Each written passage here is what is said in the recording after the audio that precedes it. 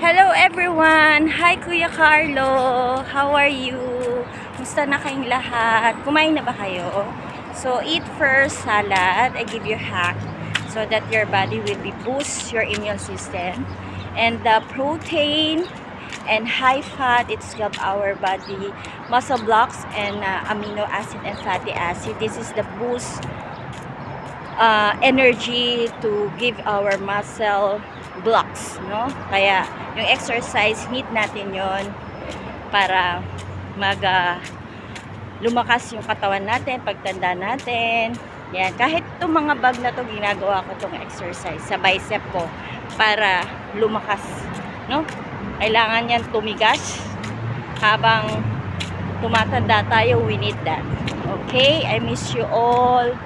Eat healthy fruits like avocado, olives, berries.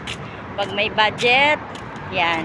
Pwede naman tayo kumain na other fruits but sa moderation. Because this is nature's candies and marami kasing types ng glucose and fructose and starchy food na nag-inflammation sa katawan natin. So, be careful sa kinakain natin. So, how's your diet, Ate Alma?